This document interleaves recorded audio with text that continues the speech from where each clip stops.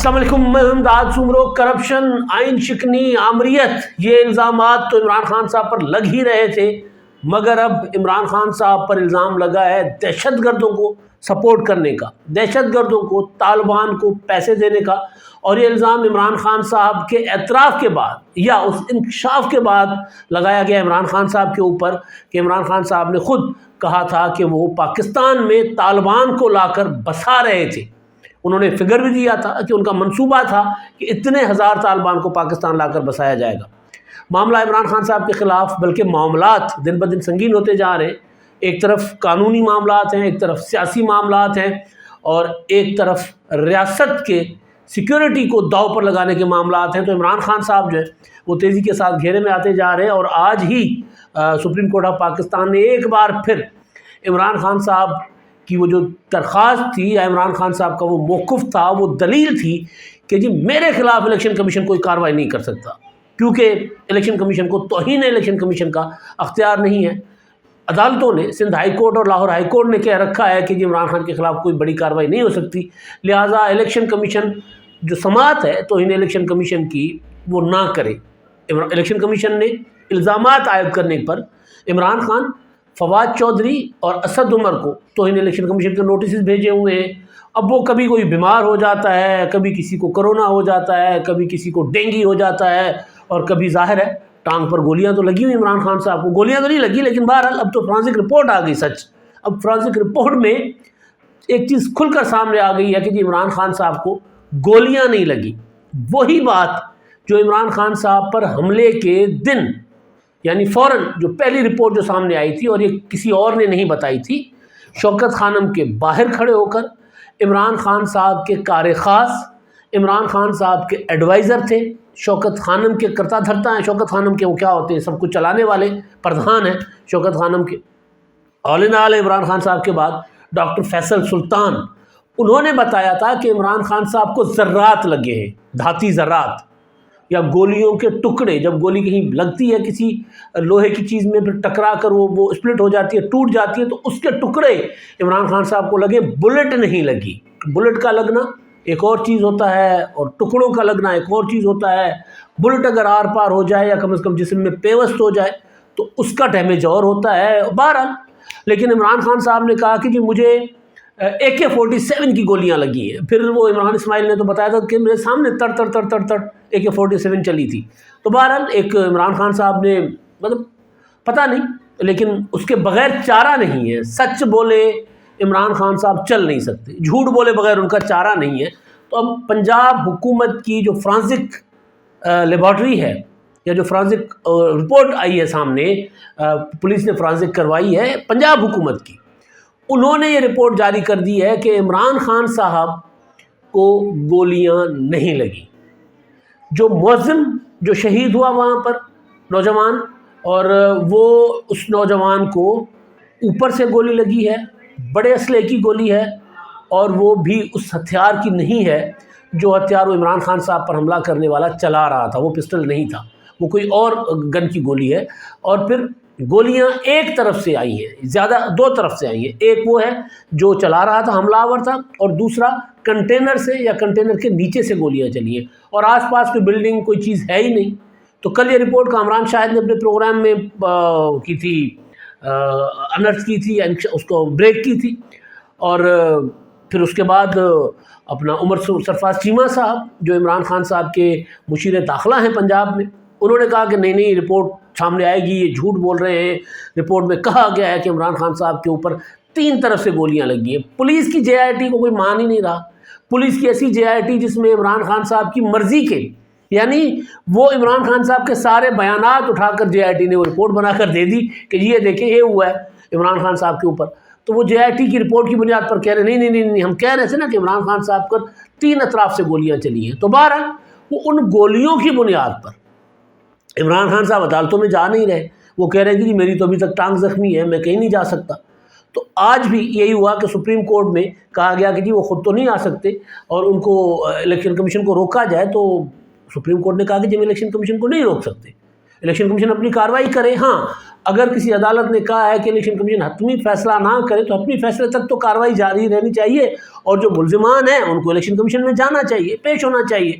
مگر عمران خان صاحب ظاہر ہے وہ اپنے طرز کے الگ سے انوکھے ہیں, انوکھے لاڈلے ہیں, تو وہ جو ہیں وہ ماننے کو تیار نہیں ہیں, کسی ادارے کے فیصلے کو ماننے کو تیار نہیں ہیں, پارلیمنٹ کو ماننے کو تیار نہیں ہیں, تحریک عدم اعتماد کے آئینی پروسیجر کو ماننے کو تیار نہیں ہیں, جمہوریت کو ماننے کو تیار نہیں ہیں, عدالت کو ماننے کو تیار نہیں ہیں, الیکشن کمیشن کو ماننے کو تیار نہیں ہیں. کل ملا کر یہ کہ عمران خان صاحب صرف ایک بات مانتے ہیں کہ فوج اور عمران خان دونوں ساتھ مل کر اس ملک پر رول کریں, ایک ایسا آمرانہ نظام نافذ کیا جائے پاکستان میں جس میں لوگوں کی رائے نہ ہو, جس میں عمران خان صاحب کے گھر کے اندر سے جو حساب کتاب لگے نا, وہ علمی ادبی میں کہہ رہا ہوں, اس حساب کتاب سے ملک کو چلایا جائے. تو بہرحال ایسا ممکن نہیں ہے.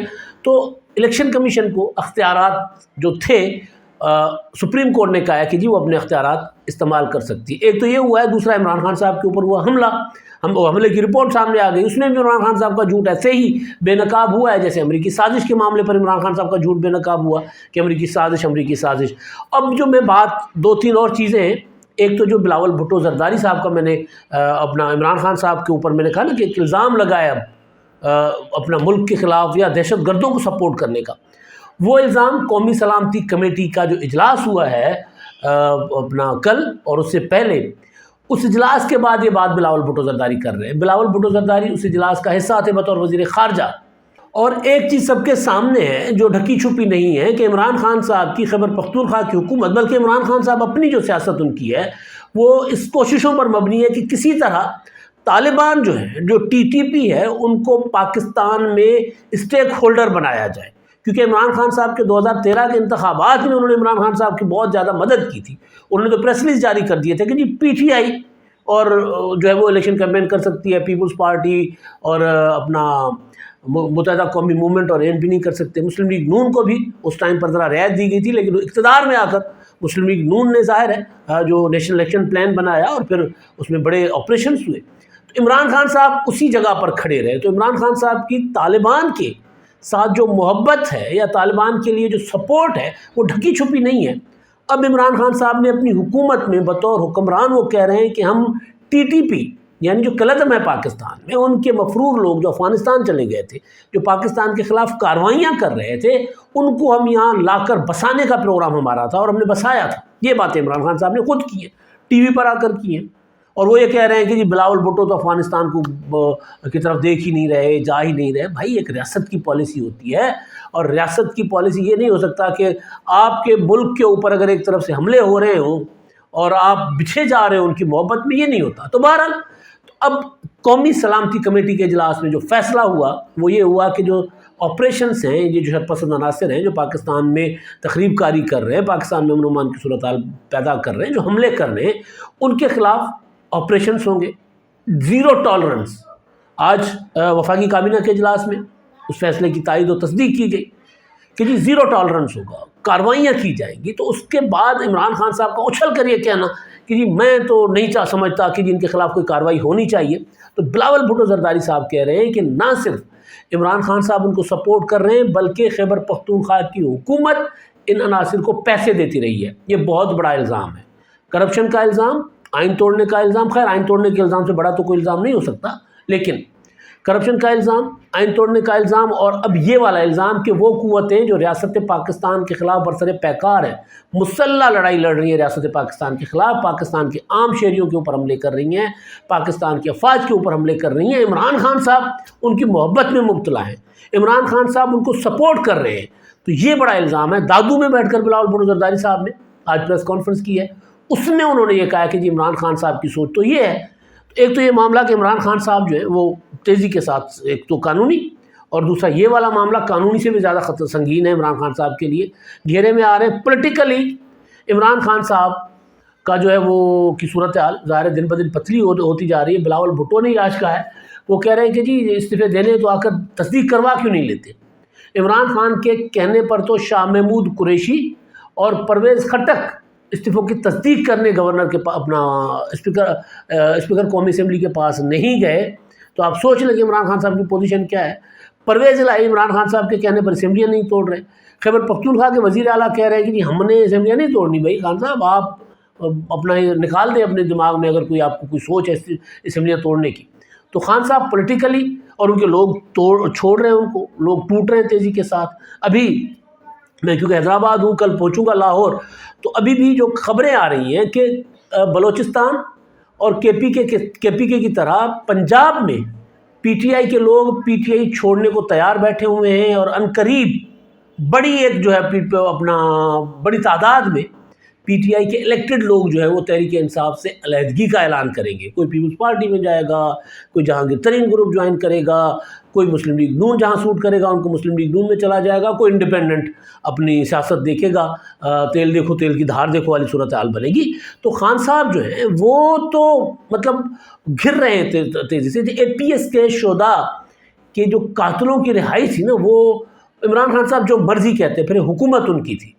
ایسا نہیں تھا کہ اگر پیپلز پارٹی کی حکومت تھی اپنا 2008 سے 2013 میں, اتحادی حکومت تھی ظاہر ہے, تو اس اتحادی حکومت کا کریڈٹ تھا, اس میں اے این پی کا کریڈٹ تھا, پیپلز پارٹی کا تھا, اس میں متحدہ قومی موومنٹ تھی, آغاز میں نون لیگ بھی تھی. انہوں نے جتنی بھی ان کے خلاف وہ ان کے رکاوٹیں تھیں راستے میں انتہا پسندوں کے خلاف آپریشنز میں, ساری دور کر کے آپریشن شروع کروائے.